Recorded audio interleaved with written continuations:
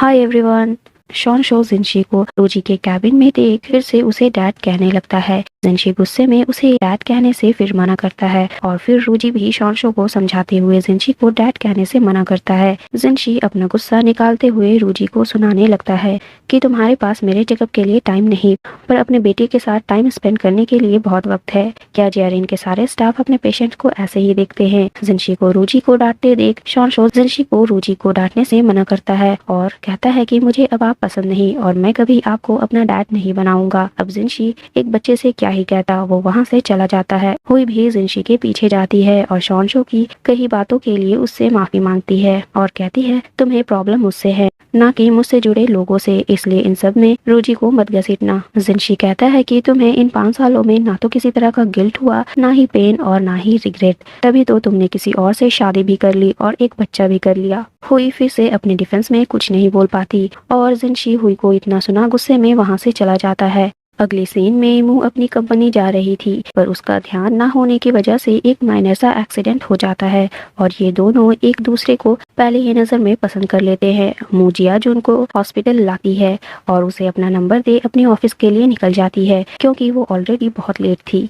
आज की meeting mist और एजीएस की प्रेजेंटेशन मीटिंग थी, जिसमें बी एजाइल, ग्वांचो ग्रुप, ब्लूजे के प्रेसिडेंट जिनशी और जेआरएन के डायरेक्टर पू भी प्रेजेंट थे। मीटिंग के बाद सबको ये क्लियर हो जाता है कि जितना पोटेंशियल मिस्ट में है उतना एजीएस में तो बिल्कुल भी नहीं, इसलिए सभी यही अंदाजा लगाते हैं कि जेआरएन के डायरेक्टर बी एजाइल के साथ ही कोलैब करना चाहेंगे। मीटिंग के बाद मू जियाजुन को हॉस्पिटल विजिट करने जाती है। जियाजुन का पैर फ्रैक्चर हो गया था। इन दोनों को इस बात का दुख होने से ज्यादा इस बात की खुशी थी कि ये दोनों मिल पाए। जियाजुन मू को अपने घर भेज अपने कुछ जरूरत के सामान और कपड़े मंगवाता है। जियाजुन का घर देख पता चल रहा था कि वो अकेला ही रहता है। अगली सीन में जिनशी कहीं जा रहा होता है, पर अचानक उसका ब्लड शुगर कम होने की वजह से वो अनईजी फील करने लगता है, इसलिए कार रुकवाकर वो पास के ही एक कन्वीनियंस स्टोर में कुछ चॉकलेट्स खरीदने जाता है, जहाँ शॉन्शो भी हुई के साथ आया होता है। हुई एक कॉल अटेंड करने के लिए स्टोर के बाहर जाती है और इसी दौरान शॉन्शो जिनशी को देख टॉय गन से शूट कर देता है और ऐसे दोनों में टॉय गन वाली मिनी वॉर शुरू हो जाती है। दोनों बहुत मजे करते हैं। शॉन्शो की गन बॉल्स खत्म हो जाती है और इसलिए जिनशी उसे सरेंडर करने कहता है, पर शॉन्शो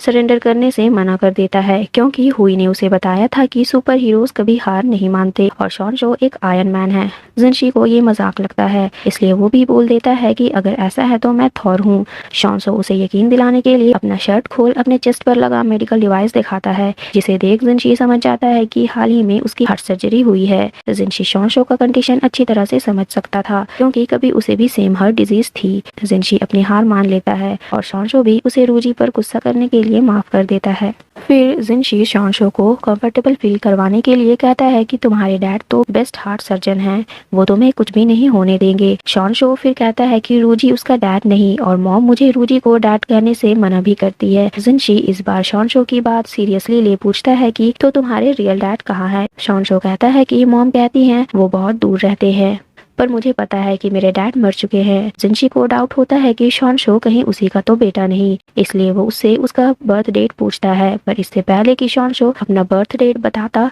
हुई उसे कुछ भी कहने से रोक लेती है और उसे वहां से ले जाती है। जिनशी हुई को रोक उससे शॉन्शो का बर्थ डेट पूछता है, पर वो बताने से इनकार कर देती है और जवाब दिए बिना जिनशी हुई को जाने नहीं दे रहा था। तभी रूजी वहां आ जाता है। हुई को पता था कि जिनशी इस बात को ऐसे नहीं जाने देगा, इसलिए वो शॉन्शो का रियल एज छिपाते हुए कहती है कि वो अभी 3.5 साल का है और इससे तुम्हारा कोई लेना देना नहीं। रूजी और हुई शॉन्शो को लेकर वहाँ से चले जाते हैं और रूजी ये बात समझ जाता है कि शॉन्शो के बायोलॉजिकल फादर जिनशी ही है और अब हुई भी ये बात रोजी से नहीं छिपाती।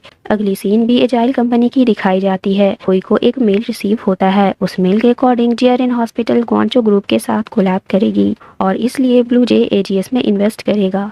हुई को लगता है कि जिनशी ने ही अपना बदला लेने के लिए ये किया है और वो उससे बात करने जाती है, पर जिनशी का इसमें कोई हाथ नहीं था। वो खुद शॉक था कि मिस्ट एजीएस से बेहतर था, पर फिर भी जेआरएन के डायरेक्टर ने ग्वांचो से कोलैब करना चूज किया। जिनशी हुई को ये बात साफ कर देता है कि इसमें उसका कोई हाथ नहीं और अब वो इसमें कुछ नहीं कर सकता क्योंकि ये बात पहले ही हो चुकी थी कि जेआरएन इसे चूज करेगा, ब्लूजे उसी में इन्वेस्ट करेगी।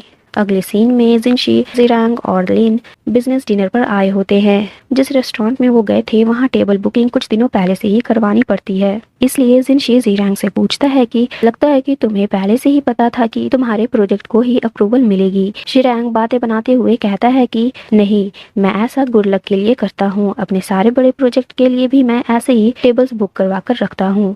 इनसे और बात करने पर जिनशी का शक और बढ़ने लगता है कि इन्होंने कुछ तो घपला किया है और यहाँ हुई को तो गोंजो ग्रुप पर पहले ही भरोसा नहीं था क्योंकि वो शिरांग को बहुत अच्छी तरह से जानती है। इसलिए अब ये दोनों अपनी अपनी जासूसी शुरू कर देते हैं। अगले दिन हुई जियरिन के डायरेक्टर पू का पीछा करते हुए एक हाउस सेल्स ऑफिस पहुंच जाते हैं जहां डायरेक्टर पू अपनी वाइफ के साथ आए होते हैं। इन्होंने डिपॉजिट भी पेड कर दिया था, एक ऐसा लग्जरियस घर जो कि डायरेक्टर पू के सैलरी एस्टिमेट के बिल्कुल बाहर थी, पर फिर भी इतनी जल्दी इनके पास इतनी बड़ी अमाउंट कैसे आ गई। हुई छिपकर इनकी बातें सुनने की कोशिश कर रही थी, तभी जिनशी पीछे से आ उसके कंधे पर हाथ रखता है। हुई खुद को डिफेंड करती है और एपिसोड 3 यहीं एंड हो जाता है। Stay tuned for the next episode. Till then bye bye, take care, thanks for watching.